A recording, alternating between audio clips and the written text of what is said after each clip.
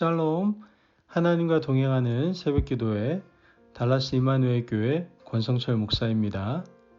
오늘도 하나님과 동행하며 풍성함을 누리시는 저와 여러분 되시길 주님의 이름으로 축복합니다. 오늘 말씀은 호세아서 12장 1절에서 6절까지의 말씀입니다. 에브라임은 바람을 먹으며 동풍을 따라가서 종일토록 거짓과 포악을 더하여 아수르와 계약을 맺고 기름을 애굽에 보내도다. 여호와께서 유다와 논쟁하시고 야곱을 그 행실대로 벌하시며 그의 행위대로 그에게 보응하시리라. 야곱은 모태에서 그의 형의 발 뒤꿈치를 잡았고 또 힘으로는 하나님과 겨루되 천사와 겨루어 이기고 울며 그에게 간구하였으며 하나님은 베델에서 그를 만나셨고 거기에서 우리에게 말씀하셨나니 여호와는 만군의 하나님이시라. 여호와는 그를 기억하게 하는 이름이니라. 그런즉 너의 하나님께로 돌아와서 인애와 정의를 지키며 항상 너의 하나님을 바랄지니라. 아멘. 하나님의 말씀입니다. 여러분, 어떤 누군가가 나의 조금 어두운 과거를 모두 기억한다면 아마 그 사람 앞에 당당하게 행동한다라는 것 굉장히 부담스러울 것 같습니다.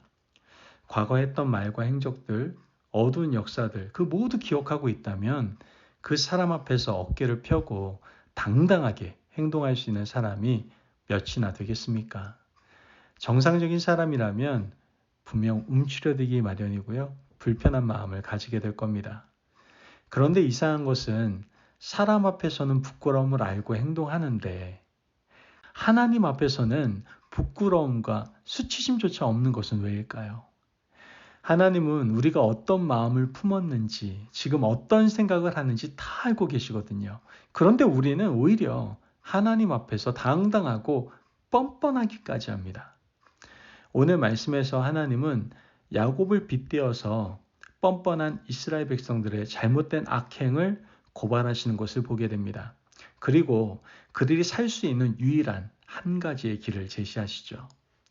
오늘 본문 1절 말씀을 보면 에브라임은 바람을 먹으며 동풍을 따라서 종일토록 거짓과 포악을 더하여 아수르와 계약을 맺고 기름을 애굽에 보내도다.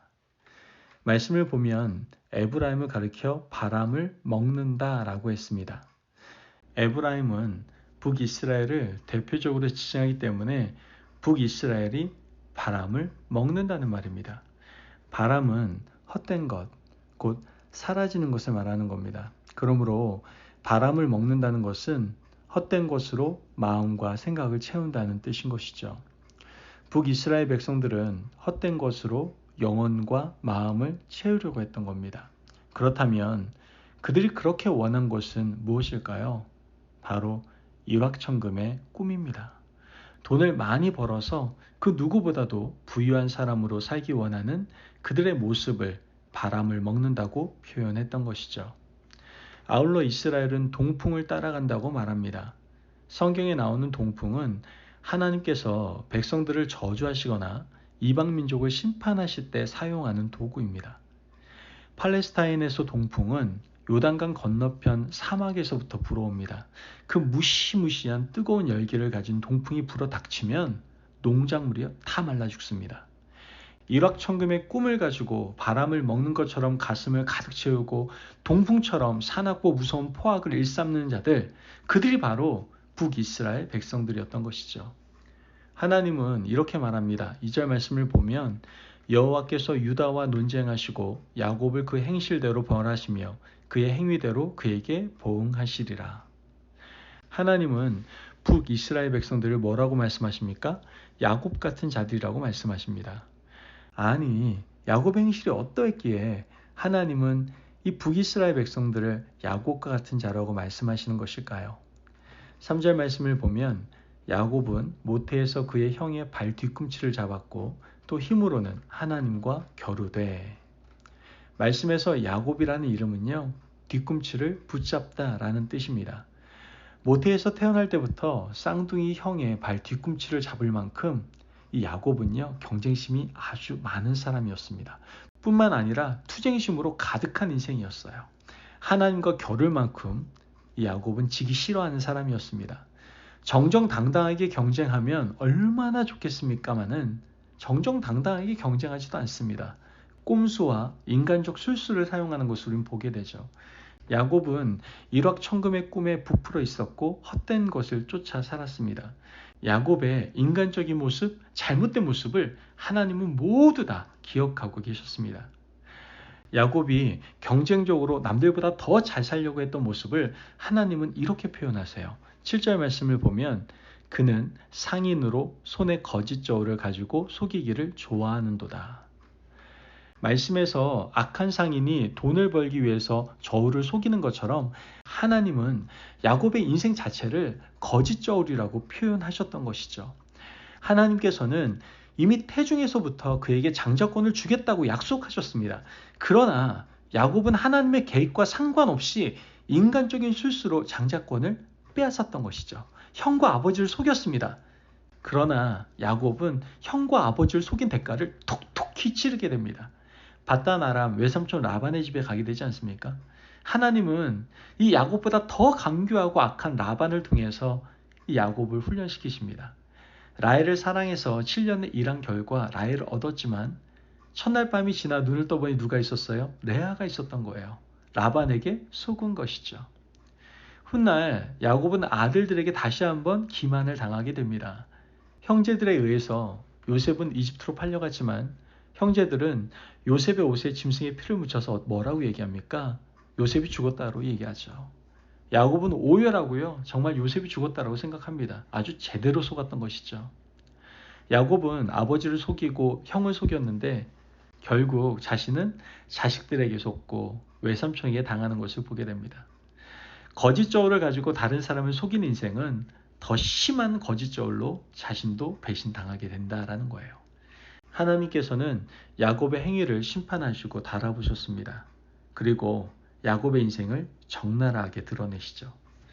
호세아서 12장 12절 말씀을 보면 야곱이 아람의 들로 도망하였으며 이스라엘이 아내를 얻기 위하여 사람을 섬기며 아내를 얻기 위하여 양을 쳤고, 말씀에서 아람의 들로 도망하였다는 말은 바단 아람으로 도망간 야곱을 빗대어 이르는 것입니다. 아내를 얻기 위해서 야곱은 하나님께 한 번도 기도하지 않았어요. 오히려 그의 눈에 좋은 여인을 얻기 위해서 외삼촌 집에서 14년을 바쳤습니다. 인간적으로 볼 때에는 굉장히 낭만주의자이고 로맨티스트였지만 하나님의 눈으로 볼 때는 인생을 낭비하는 사람이었던 것이죠.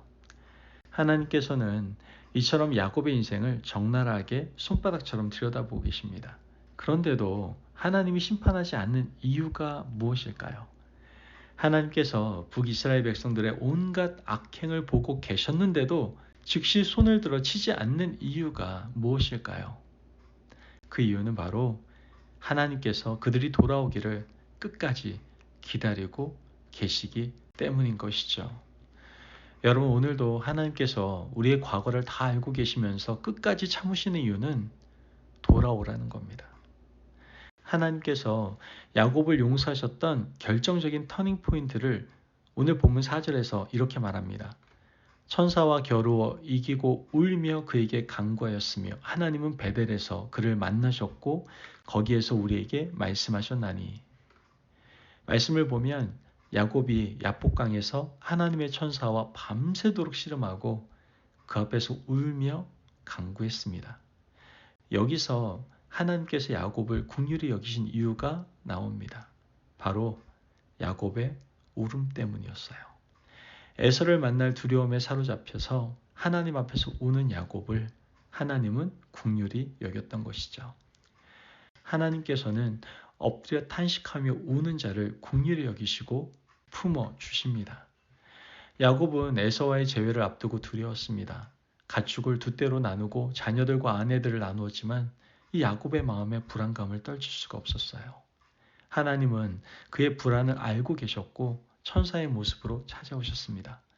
밤새도록 씨름한 후에 하나님 앞에 엎드려 울 수밖에 없는 야곱의 눈물을 하나님은 귀하게 보셨습니다. 우는 자, 엎드리는 자, 무릎을 꿇고 돌아오는 자를 하나님은 내치지 않으시고 품어주신다라는 것이죠. 야곱이 울고 돌아왔을 때 품어준 것처럼 이스라엘 백성들도 악행을 회개하고 울고 돌아오라고 호세아 선지자가 하나님의 마음을 전합니다.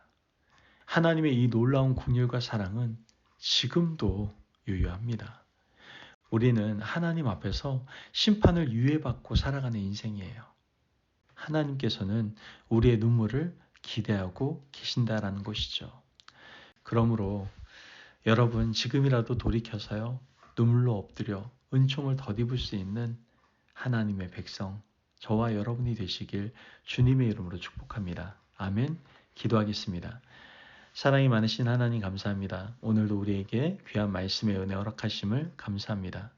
하나님, 우리가 과거를 모두 아시는 하나님 앞에 숨기지 않고 속이지 않고 나아가게 하여 주옵소서. 인간성을 자랑하지 않고 늘 엎드려 울고 하나님의 은총을 구하며 나아가는 하나님의 자녀 되도록 주님께서 도와주옵소서. 감사하며 예수님의 이름으로 기도합니다. 아멘. 오늘도 하나님과 동행하며 풍성함을 누리시는 저와 여러분 되시길 주님의 이름으로 축복합니다. 여러분, 우리의 연약함과 부족함을 다 알고 계십니다.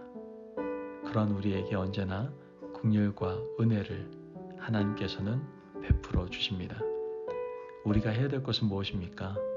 바로 엎드려 울며 하나님께 구하면 되는 겁니다. 그때 하나님께서는 우리에게 주의 백성으로 살아갈 수 있도록 은혜를 부어주실 줄 믿습니다.